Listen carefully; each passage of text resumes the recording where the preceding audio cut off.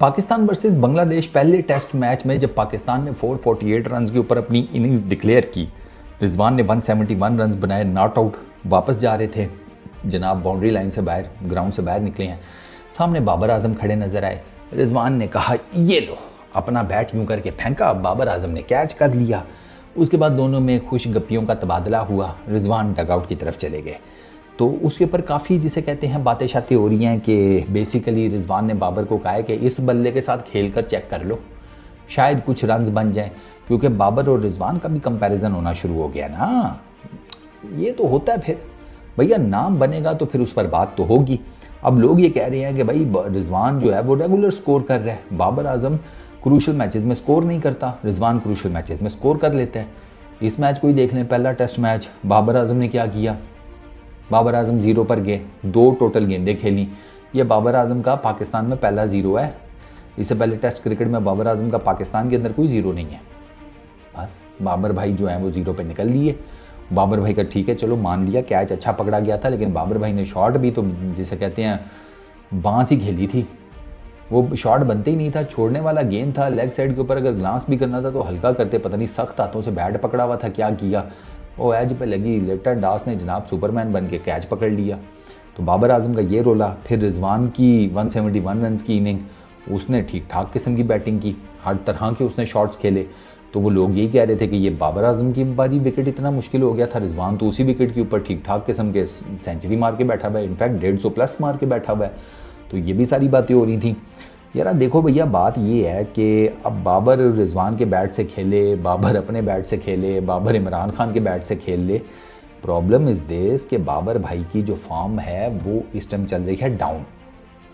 और दोनों फॉर्मेट्स, मतलब तीनों फॉर्मेट्स ऑफ क्रिकेट, दो चूँकि वाइट बॉल के हैं तो चलो वाइट बॉल रेड बॉल कर लो, ना रेड बॉल में वो कुछ कर पा रहे हैं ना वाइट बॉल में कुछ कर पा रहे हैं। ये बाबर आजम के साथ प्रॉब्लम चल रहा है। बाबर आजम की जो बैटिंग है ना उसको लगा हुआ है डेंट। अब वो डेंट कब निकलेगा ये भैया इस टाइम पर बताना बहुत मुश्किल है, क्योंकि बाबर आजम हर तरह की विकेट के ऊपर नहीं चल रहे। अब ये जो पिंडी वाली विकेट है, माना कहा गया था ग्रीन ग्रास होगा, बाउंसी ट्रैक होगा, और बातें तो हम बहुत करते हैं ना, वो तो उस हिसाब से तो हमें भी यही लगता है कि हमारा दादा जो है वो गोरों की फ़ौज में कर्नल था, जर्नैल था, इस लेवल का था। बताने में तो यही होता है, पता लगे संतरी था, वो भी लांगरी में। वो सीधी सी बात है, गप्पे मारने में क्या जाता है। लेकिन अब जब एक तो होता है ना गप आपने मार ली, चलो ठीक है, और भैया गप भी वो मारो ना कि जिसके पकड़े जाने का कोई चांस ना हो। मुंह जुबानी फायर आप कह लें Babar the king, Babar the king, और मुंह जुबानी क्या होता है। बाबर की जो किंगशिप है वो भाई साहब इस टाइम घोड़े लगी पड़ी भी है।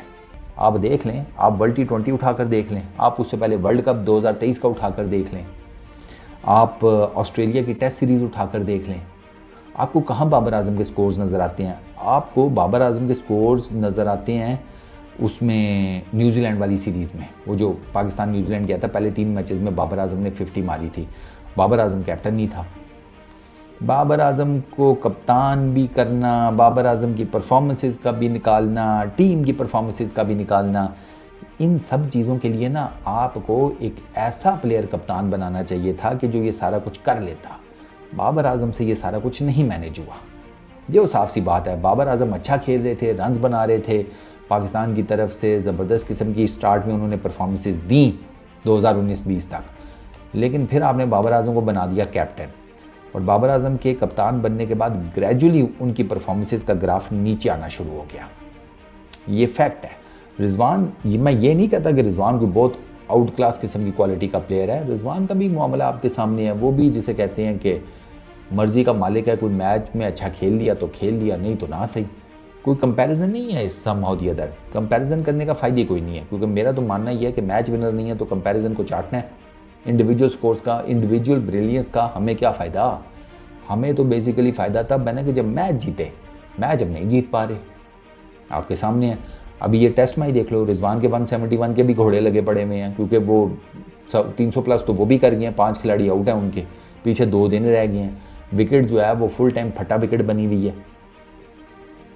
वो पता नहीं कौन सी ग्रासी विकेट थी साला, हमें तो आज तक नहीं समझ आया भाई।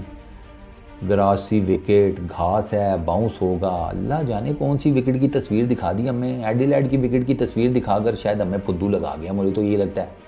यहाँ किसी और इंटरनेशनल ग्राउंड की उसकी कोई तस्वीर लगा कर ना, ग्रीन पैच शैच और ये वो सारा कुछ हमें बता दिया भाई बाउंसी विकेट है। हमें आकर बताओ ना भैया कि क्ले कंपोजिशन वो क्या है, वो क्या रखी गई है इस पिच के ऊपर, इस पिच को पानी किस हिसाब से दिया गया है, वो कोई इस तरह की टेक्निकलिटीज़ आकर हमें बताओ जिससे हम कोई ड्राइव कर सकें कि ये पिच किस किस्म का बिहेव करेगी। आपको तो पता होना चाहिए कि ज़्यादा पानी लगा दो तो पिच नरम हो जाती है, कम पानी लगाओ तो पिच में क्रैक्स पड़ जाती हैं। ये बात नहीं है कि ये फास्ट विकेट्स बन नहीं सकती। मेरा ख्याल है कि अगर मैं गलत नहीं हूँ, मैंने एक रिपोर्ट पढ़ी थी कि गद्दाफी स्टेडियम और ये पिंडी क्रिकेट स्टेडियम, यहाँ पर तो फास्ट पिचेस बनाई जा सकती हैं, बट खैर एनीवेज उसको छोड़ें। अब जो पिचेस का तो होना था वो तो हो गया। तो खैर coming back to Babar and Rizwan, इसके बारे में यार वो जिसने जितनी बातें करनी है वो कर ले। बॉटम लाइन यही है कि बाबर आजम, उसका भी अपना फ़ैन क्लब है और वो बाबर आजम को अभी भी किंग ही समझते हैं, उसके नाम के नारे लगा रहे होते हैं, उसे कप्तान भी देखना चाहते हैं, डिस्पाइट नोइंग द फैक्ट कि बाबर आजम ने 7-8 टूर्नामेंट एज ए कप्तान खेल लिए हैं, एक भी आपको नहीं जितवाया, एक भी टूर्नामेंट आप नहीं जीते। आप जो लास्ट मेजर टूर्नामेंट जीते थे वो 2017 की चैम्पियंस ट्रॉफी थी और उसमें सैफ़ी भाई कप्तान थे। उससे पीछे आप जीते थे मेरा ख्याल है 2010 वाला 9 वाला वर्ल्ड T20, उसमें यूनुस खान कप्तान थे। तो भी आपने, बाबर आजम ने आपको कुछ मेजर नहीं जितवाया। वह आगे चैम्पियंस ट्रॉफी आ रही है, उसमें बाबर आजम ही कप्तान होंगे, तो देख लो फिर।